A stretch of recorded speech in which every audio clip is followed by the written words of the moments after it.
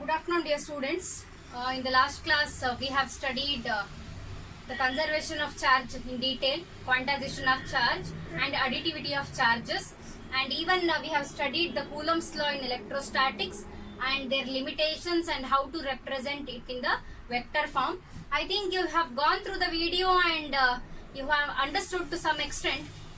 If you have any problem, you have to go through the video again and again. For now situation, we can't do anything. You have to do is that you have to go through video again and again. And I've also assigned you the work that you have to write and learn the properties of electric charges and also the Coulomb's law. You may think up to 10th we have only writing work and in PU we can't do that, we don't want to do, nothing like that. If you don't do the writing work, you cannot score, my dear students. So whatever the lecturers tells, you have to listen to them and follow it so that you will reach a goal. Let me continue with the next topic. Now we are going to derive a derivation. So whenever I derive a derivation, so you have to concentrate very nicely so that you can understand. If it is an offline class, it is different case. But now you have to gather your concentration at a single point, like a point charge. I think you got my point, right? So let me start with the derivation now. Here we are going to state the superposition. They are telling to state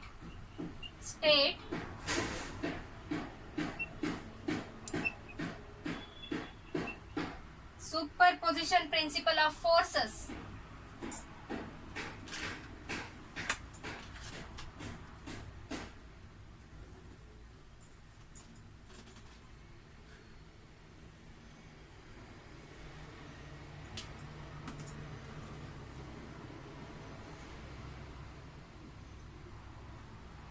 Principle of forces, and we have to apply it for a we have to state the superposition principle of forces, and that force we have to apply it for a point charge forces and apply on a point charge due to system of n point charges. So first let us understand what they are asking us to derive. Dear students, we have to state the superposition principle of forces, and after stating that we have to apply that force for a point charge and we have to find out the derivation. So let us know what is the statement is saying. The resultant force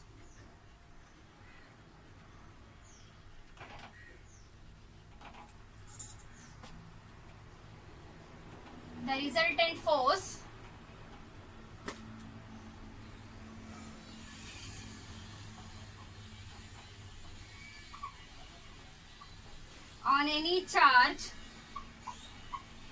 due to number of charges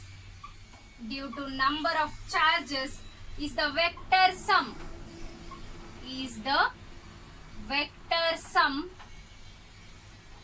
of all the forces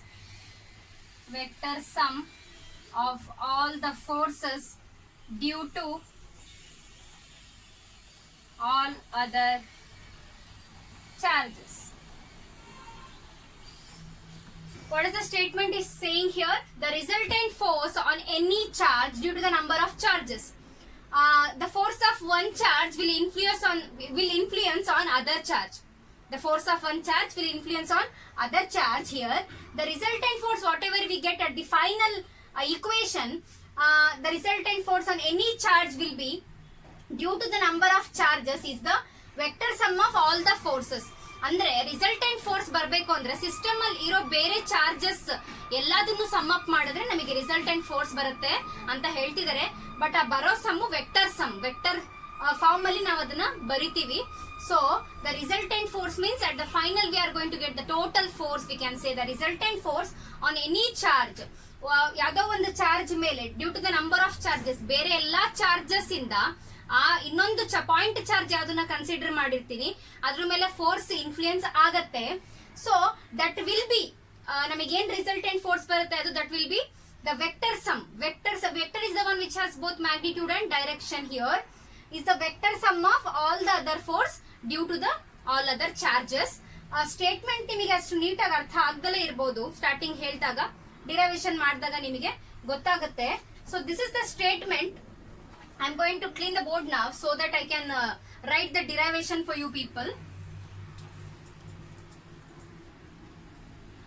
So now I'm going to do the derivation here. I have already written a diagrammatic picture here.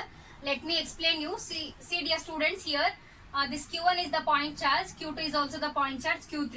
So Q1, Q2 and Q3 are the point charges here.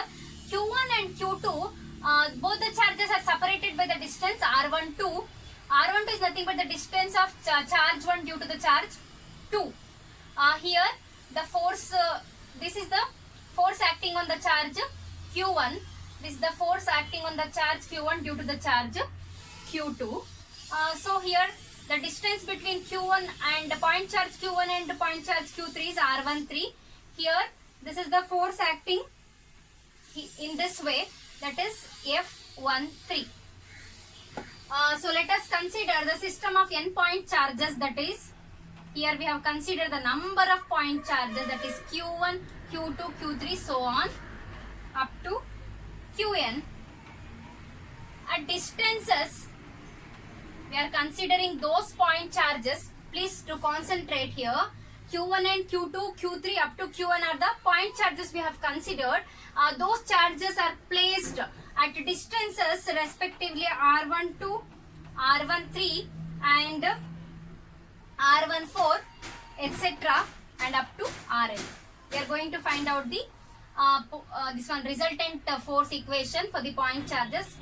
So these point charges are placed at the distance R12, R13, R14 etc.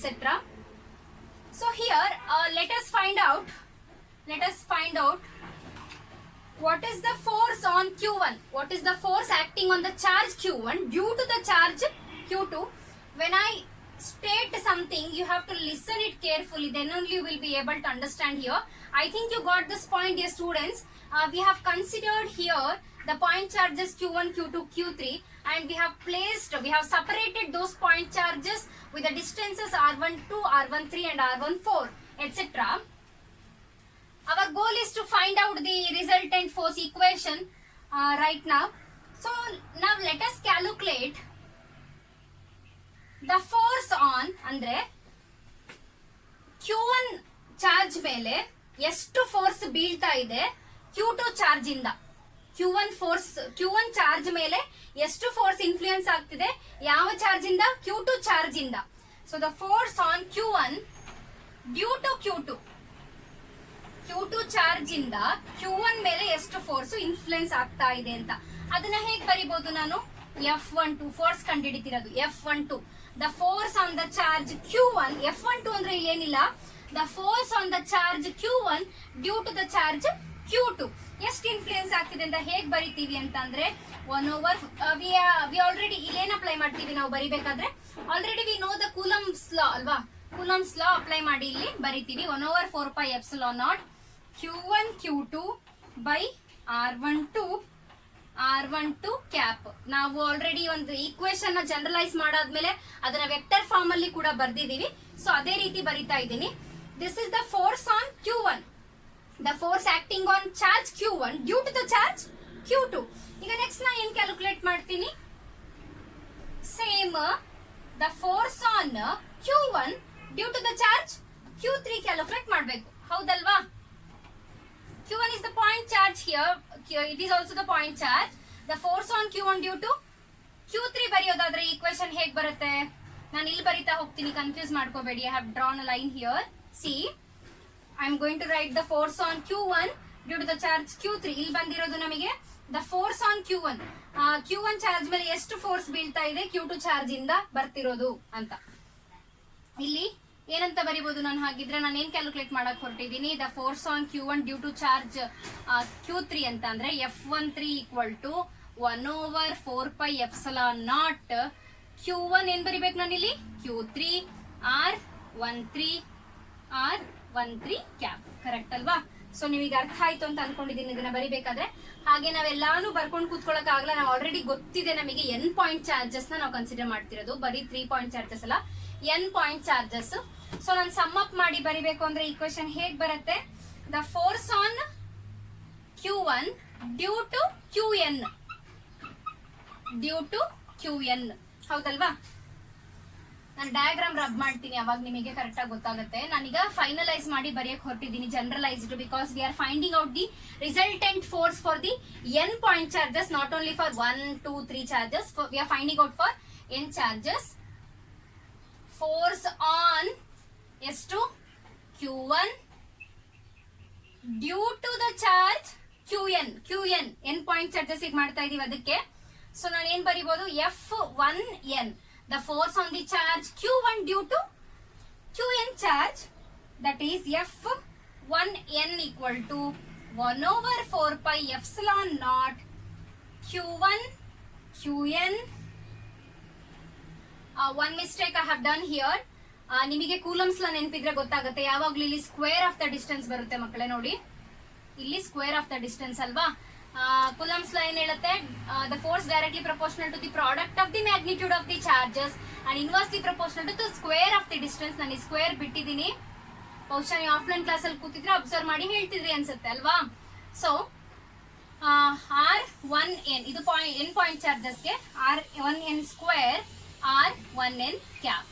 So ನಾನಿಲ್ಲಿ ಯಾಕೆ ನೀವು ಮತ್ತೆ ಬರೀ F12 ಮಾಡ್ಕೊಂಡು F13 ಮಾಡ್ಕೊಂಡ್ರಿ F14 ಮಾಡ್ಕೊಂಡಿಲ್ಲ ಅಂತ, ಅದು ಅಂಡರ್ಸ್ಟುಡ್ ಮಕ್ಳೆ. ಓಕೆನಾ? ನಾವಿಲ್ಲಿ ಮಾಡ್ತಾ ಇರೋದು n ಪಾಯಿಂಟ್ ಚಾರ್ಜಸ್ ಗೆ, ಸೊ ಡೈರೆಕ್ಟ್ಲಿ ನಾನು ಅದಕ್ಕೆ 1n ಅಂತ ತಗೊಂಡೆ. ಸೊ ಹಾಗಿದ್ರೆ ಈಗ ರಿಸಲ್ಟೆಂಟ್ ಫೋರ್ಸ್ ನಾನು ಬರಿಬೇಕು ಅಲ್ವಾ?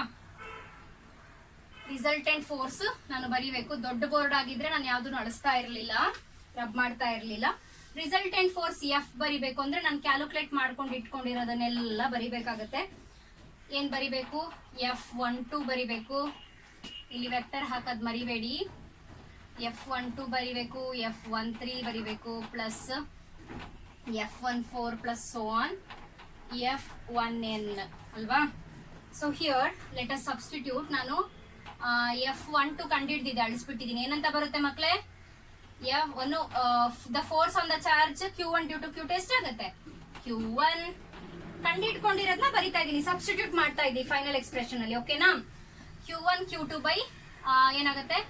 R12 square R12 cap plus 1 over 4 pi epsilon naught. ಇಲ್ಲಿ 13 ಕ್ಯಾಲ್ಕುಲೇಟ್ ಮಾಡ್ಕೊಂಡಿದೀನಲ್ಲ, ಅದು Q1 Q3 by R13 square and R13 cap. Cap ಏನ್ ರೆಪ್ರೆಸೆಂಟ್ ಮಾಡುತ್ತೆ? ಯೂನಿಟ್ ವೆಕ್ಟರ್ ನ ರೆಪ್ರೆಸೆಂಟೇಟ್ ಮಾಡುತ್ತೆ. ಅದನ್ನ ಯೂನಿಟ್ ವೆಕ್ಟರ್ ಅಂದ್ರೆ the vector which is having only single magnitude. ಮಕ್ಳು ನೆನ್ಪಿಟ್ಕೊಳ್ಳಿ. ಸೊ ಪ್ಲಸ್ ಸೋ ಆನ್ ಯಾವ್ದಕ್ಕೆ ಬರಿಬೇಕು ಅಂತಂದ್ರೆ F1n ಇಲ್ಲಿ ಬರ್ದಿದ್ದೀನಲ್ವಾ? 1 over 4 pi epsilon naught Q1 Qn divide by R1n square R1n cap. ನಿಮಗೆ ಸ್ವಲ್ಪ ಕಷ್ಟ ಅನ್ಸ್ಬೋದು ಡಿರೈವೇಶನ್ ನಾನು ಇಲ್ಲಿಗೆ ಆನ್ಲೈನ್ ಕ್ಲಾಸ್ ಮಾಡಬೇಕಾದ್ರೆ. ಕರೆಕ್ಟಾಗಿ ಕಾನ್ಸಂಟ್ರೇಟ್ ಮಾಡಿ ಕೇಳಿದ್ರೆ ನಿಮಗೆ ನೆನ್ಪುಳಿಯುತ್ತೆ. ಸೊ ನಾವ್ we have substituted the whole expression ಅಲ್ವಾ? F12 ಕ್ಯಾಲ್ಕುಲೇಟ್ ಮಾಡಿದ್ದೀನ ಬರ್ದಿದ್ದೀನಿ, F13 ಬರ್ದಿದ್ದೀನಿ, F14 ಬರ್ದಿದ್ದೀನಿ, ಮತ್ತೆ ಸಮ್ಮರೈಸ್ ಮಾಡಿ n ಪಾಯಿಂಟ್ ಚಾರ್ಜಸ್ ಗೆ ಬರ್ದಿದ್ದೀನಿ. ಮಕ್ಕಳೇ ನಾನು ಮತ್ತೊಂದ್ಸರಿ ಬರ್ದಿದ್ದೀನಿ, ನಿಮಗೆ ಅವಾಗ ಮೆಸ್ಸಪ್ ಆಗಬಾರ್ದು ಅಂತ ಹೇಳ್ಬಿಟ್ಟು. ಸೊ ಡಯಾಗ್ರಾಮ್ ಆಲ್ರೆಡಿ ನೀವು ನೋಡಿದೀರಾ, ಮತ್ತೆ ನಾನು ಬಿಡ್ಸಕ್ ಹೋಗಿಲ್ಲ ಅದನ್ನ. ಸೊ ಇಲ್ಲಿ point charges Q1 Q2 Q3 ನಾವು ಕನ್ಸಿಡರ್ ಮಾಡ್ಕೊಂಡಿದೀವಿ up to Qn. n point charges ತಗೊಂಡಿದ್ದೀವಿ, ಬರೀ 3 ಅಲ್ಲ, n ಪಾಯಿಂಟ್ ಚಾರ್ಜಸ್. ಅದನ್ನೆಲ್ಲಾನು ನಾವಲ್ಲಿ ಬರೆಯಕ್ಕಾಗಲ್ಲ. Distances R1 R2 R12 R13 R14 distance ಅಲ್ಲಿ ಪ್ಲೇಸ್ ಮಾಡಿದೀವಿ. Force on Q1 due to Q2. Q1 charge Q1 ಒಂದು ಚಾರ್ಜ್ ಇದೆ, ಅದ್ರ ಮೇಲೆ ಫೋರ್ಸ್ ಎಷ್ಟು ಬೀಳ್ತಿದೆ? ಯಾವ ಚಾರ್ಜ್ ಇಂದ? Q2 ಚಾರ್ಜ್ ಇಂದ Q1 ಮೇಲೆ ಎಷ್ಟು ಫೋರ್ಸ್ ಬೀಳ್ತಿದೆ ಅಂತ ಸಿಂಪಲ್. ಸೊ ಅದಕ್ಕೆ F12 ಈಕ್ವಲ್ ಟು ಇಲ್ಲಿ ಕೂಲಮ್ಸ್ ಲಾ ಅಪ್ಲೈ ಮಾಡಿ ಬರ್ದಿರೋದು 1 over 4 pi epsilon naught Q1 Q2 divide by R12 square R12 cap, that is unit vector. Cap ಅಂದ್ರೆ ಗೊತ್ತು ನಿಮಗೆ, unit vector. Unit vector is one which is having only single magnitude. So ಅದೇ ತರ ಬರ್ಕೊಂಡಿದ್ದೀನಿ. ನನಗೆ resultant force ಬೇಕು ಅಂದ್ರೆ ನಾನು ಏನ್ ಮಾಡ್ತೀನಿ? ರಿಸಲ್ಟೆಂಟ್ ಫೋರ್ಸ್ F ಬೇಕು ಅಂದ್ರೆ ಇಲ್ಲಿ ಕಂಡು ಹಿಡ್ಕೊಂಡಿರೋದನ್ನ ನಾನು ಆಡ್ ಮಾಡಬೇಕಾಗುತ್ತೆ. F13 F14 plus so on F1n. F12 ಎಷ್ಟಿದೆ ನೋಡಿ, 1/4 epsilon naught Q1 Q2 by R12 square ಆಗಿ ಬರೀತಿದ್ದೀನಿ. ಕೂಲಂಬ್ಸ್ ಲಾ ಪ್ರಕಾರ force is inversely proportional to square of the distance, ಅದಕ್ಕೆ ಹಾಗೆ ಬರ್ತಿದ್ದೀನಿ 1/4. ಈಗ F13 ಬರಿತಾ ಇರೋದು ನಾನು, Q1 Q3 divided by R13 square R13 cap plus so on 1/4 epsilon naught Q1 Qn divided by R1n square R1n cap. ಇದನ್ನ ಬರ್ದಿರೋದು. ಇವಾಗ ಇಲ್ಲಿ ನಾವು ಜನರಲ್ ಆಗಿ ಬರೆಯೋಣ. ಇವಾಗ ಇಲ್ಲಿ ಎಲ್ಲಾದ್ರಲ್ಲೂ ನಮಗೆ ಚಾರ್ಜಸ್ ಯಾವ್ದು ಕಾಮನ್ ಇದೆ ಮಕ್ಕಳೇ ನೋಡಿ, Q1 ಇಲ್ಲೂ ಇದೆ, Q1 ನೋಡಿ ಕಾಮನ್ ಇದೆ, 1/4 ಎಪ್ಸಿಲಾನ್ ನಾಟ್ ಎಲ್ಲಾದ್ರಲ್ಲೂ ಕಾಮನ್ ಅಲ್ವಾ, ಕಾಮನ್ ಅಂದ್ರೆ ಎಲ್ಲಾದ್ರಲ್ಲೂ ಸೇಮ್ ಇದೆ ಅಲ್ವಾ. ಆಮೇಲೆ Q1 ಚಾರ್ಜ್ ಎಲ್ಲ ಸೇಮ್ ಇದೆ, ಅದಕ್ಕೆ ನಾನು ಕಾಮನ್ ತೆಗಿತಿದ್ದೀನಿ. ಮ್ಯಾಥಮೆಟಿಕ್ಸ್ ಸ್ವಲ್ಪ ಸ್ಟ್ರಾಂಗ್ ಇದ್ರೆ ಮಾತ್ರ ಅರ್ಥ ಆಗಕ್ ಸಾಧ್ಯ. Q1 ಕಾಮನ್ ಇರೋದ್ರಿಂದ ಹೊರಗಡೆ ತೆಗೆದು ಬರಿತಾ ಇದ್ದೀನಿ ನಾನು ಇದ್ರದ್ದು ಸಮ್ ಬರೆಯಕ್ ಹೊರಟಿದ್ದೀನಿ. ಸಮ್ ಅಂತ ಬರಿಬೇಕಾದ್ರೆ ಸಮೇಶನ್ ಅನ್ನು ಸಿಂಬಲ್ ನ ಯೂಸ್ ಮಾಡ್ಬೇಕು, ಗೊತ್ತು ನಿಮಗೆ. So I is equals to 2 to n ಇಲ್ಲಿ ವ್ಯಾಲ್ಯೂ ಕೊಡ್ತಿರೋದು. ನೆಕ್ಸ್ಟ್ QI ಅಂತ ಬರಿ, n ಪ್ಲೇಸ್ ಅಲ್ಲಿ ಇಲ್ಲಿ I divided by R1I square where I is equals to here 1 2 3 ಬರುತ್ತೆ. where I is equals to 1 2 3 ನಾನು ಸಮ್ ಅಪ್ ಮಾಡಿ ಬರಿತೀನಿ. Q1 ಕಾಮನ್ ಇದೆ, ಇಲ್ಲಿ Q2 Q3 ಎಲ್ಲೋಯ್ತು ಅಂದ್ರೆ I ವ್ಯಾಲ್ಯೂ ಎಷ್ಟು 2 3 4 ಆಗ್ತಾ ಹೋಗುತ್ತೆ. I is equals to 2 3 4 so on n. Q1 common ಇರೋದ್ರಿಂದ ತೆಗೆದು ಬರ್ದಿರೋದು. I ವ್ಯಾಲ್ಯೂ ಎಲ್ಲಿಂದ ರೇಂಜ್ ಸ್ಟಾರ್ಟ್ ಆಗುತ್ತೆ, ಇಲ್ಲಿ 2 ಇಂದ n ತನಕ ಆಗುತ್ತೆ ಅಂತ ನಾನು ಬರ್ದಿರೋದು. ಅರ್ಥ ಆಗುತ್ತಾ ಯಾಕೆ ಇಲ್ಲಿ ma'am I is equals to 2 to n ಅಂತ ಬರ್ದಿದ್ದಾರೆ ಅಂತ. ಇಲ್ಲಿ Q1 ಕಾಮನ್ ಇದೆ ನೋಡಿ, ಎಲ್ಲಾ ಟರ್ಮ್ ಅಲ್ಲೂ Q1 ಕಾಮನ್ ಇದೆ, ಹೌದಲ್ವಾ, ಅದಕ್ಕೆ ನಾನು ಆಚೆ ತೆಕ್ಕೊಂಡಿರೋದು. 4 ಎಪ್ಸಿಲಾನ್ ನಾಟ್ ಕೂಡ 1/4 ಎಪ್ಸಿಲಾನ್ ನಾಟ್ ಕೂಡ ಕಾಮನ್ ಇದೆ, ಆಚೆ ತೆಗ್ದಿದ್ದೀನಿ. ಸಮೇಶನ್ ಮಾಡಕ್ ಹೊರಟಿದ್ದೀನಿ. ಇಲ್ಲಿ QI ಯಾಕೆ ಬರ್ದೆ, I ಏನ್ ಹೇಳುತ್ತೆ ಇಲ್ಲಿ ಬರ್ಕೊಳ್ಳಿ, ಬೇಕಿದ್ರೆ ಗೊತ್ತಿಲ್ಲ ಅಂದ್ರೆ I is equals to 2, 3, 4 up to n ಅಂತ. ಅದಕ್ಕೆ ಇಲ್ಲಿ I ಎಲ್ಲಿಂದ ಎಲ್ಲಿಗೆ ವೇರಿ ಆಗ್ತಿದೆ ಅಂತ ಬರ್ದಿದ್ದೀನಿ, 2 to n. ಸೊ ಇಲ್ಲಿ R1I cap. So this is our final expression. This is our final expression where R12 and R13, R14 ಎಲ್ಲ ಕೂಡ ಇಲ್ಲಿ ಏನಾಗುತ್ತೆ distances respectively. So this is the derivation. So ಮಕ್ಕಳೇ, ಡಿರೈವೇಶನ್ ಅರ್ಥ ಆಯ್ತು ಅಂತ ಅನ್ಕೊಂಡಿದ್ದೀನಿ. ನಿಮಗೆ ಗೊತ್ತು ಆಫ್ಲೈನ್ ಕ್ಲಾಸ್ ಅಲ್ಲೇ ನೀವು ಕೇಳೋದು ಕಷ್ಟ ಅಂತ, ಬಟ್ ನನ್ನ ಎನರ್ಜಿನ ಹಾಕ್ಬಿಟ್ಟು ನಾನು ನಿಮಗೆ ಎಕ್ಸ್ಪ್ಲೈನ್ ಮಾಡಿದ್ದೀನಿ. ಡೌಟ್ಸ್ ಇದ್ರೆ ನೀವು ಬಂದ್ಮೇಲೆ ಕೇಳ್ಕೋಬೇಕು, ಇಲ್ಲಾದ್ರೆ you have to text in group, that's all. You can't text personally, right? So next concept electric field ಗೆ ಹೋಗೋಣ. What is an electric field ಅಂತ ನಾನು ಡೆಫಿನೇಷನ್ ಬೋರ್ಡ್ ಮೇಲೆ ಬರೆದು ನಿಮಗೆ ನೀಟಾಗಿ ಎಕ್ಸ್ಪ್ಲೈನ್ ಮಾಡೋಣ. It is the region. Electric field ಅನ್ನೋದು ಒಂದು ರೀಜನ್. ಒಂದು ಚಾರ್ಜ್ ಇಟ್ಟಿದೀವಿ ಅಂದ್ರೆ ಎಲೆಕ್ಟ್ರಿಕ್ ಫೀಲ್ಡ್ ಇದೆ ಅಷ್ಟೇ. It is the region.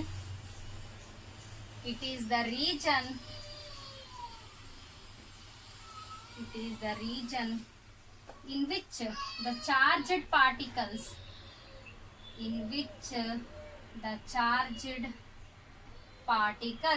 experiences electrostatic force.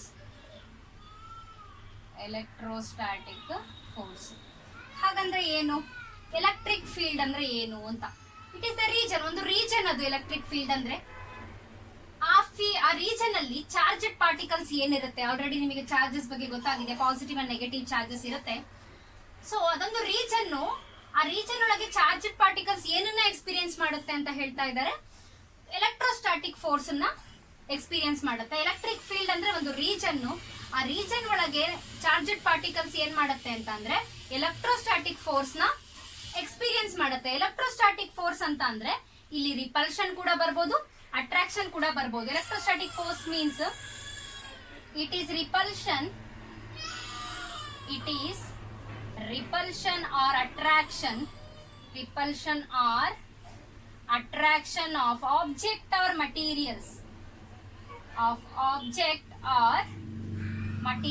Repulsion ಯಾವಾಗ ಆಗೋದು ಗೊತ್ತಲ್ವಾ ನಿಮಗೆ? ಅಟ್ರಾಕ್ಷನ್ ಆಗೋದು ಅನ್ಲೈಕ್ ಚಾರ್ಜಸ್ಗೆ, ಲೈಕ್ ಚಾರ್ಜಸ್ ಇದ್ದಾಗ ರಿಪಲ್ಷನ್ ಆಗುತ್ತೆ. ಸೊ ಎಲೆಕ್ಟ್ರೋಸ್ಟಾಟಿಕ್ ಫೋರ್ಸ್ ಅಂದ್ರೆ ಅದು ರಿಪಲ್ಷನ್ ಕೂಡ ಆಗಿರ್ಬೋದು, ಅಟ್ರಾಕ್ಷನ್ ಕೂಡ ಆಗಿರ್ಬೋದು, of object or materials due to electric charge. Due to electric charge. ಇವಾಗ ಅರ್ಥ ಆಯ್ತು ಅಂತ ಅನ್ಕೊಂಡಿದೀನಿ. ಎಲೆಕ್ಟ್ರಿಕ್ ಫೀಲ್ಡ್ ಅನ್ನೋದು ಒಂದು region. It is the region. Electric field means it is the region where our charged particles will experience electrostatic force. ಅಲ್ಲಿ charged particles ಏನ್ ಮಾಡುತ್ತೆ, ಎಲೆಕ್ಟ್ರೋಸ್ಟಾಟಿಕ್ ಫೋರ್ಸ್ ನ ಎಕ್ಸ್ಪೀರಿಯನ್ಸ್ ಮಾಡುತ್ತೆ. ಎಲೆಕ್ಟ್ರೋಸ್ಟಾಟಿಕ್ ಫೋರ್ಸ್ ಅಂತ ಅಂದ್ರೆ it is the repulsion or attraction. Repulsion ಆಗಿರ್ಬೋದು, attraction ಆಗಿರ್ಬೋದು. It is the repulsion or attraction of object or materials due to the electric charge. So this is the electric field. Electric field is the region in which the charged particles experiences electrostatic force. What is electrostatic force anta ನಾನು separate ಆಗಿ ನಿಮಗೆ ಗೊತ್ತಾಗಲಿ ಅಂತ ಹೇಳ್ತಾ ಇರೋದು. It may be the repulsion, it may be the attraction of object or any materials due to the electric charge. So this is about electric field. Dear students, ನಾನು ಇಲ್ಲಿಗೆ wind up ಮಾಡ್ತಾ ಇದ್ದೀನಿ.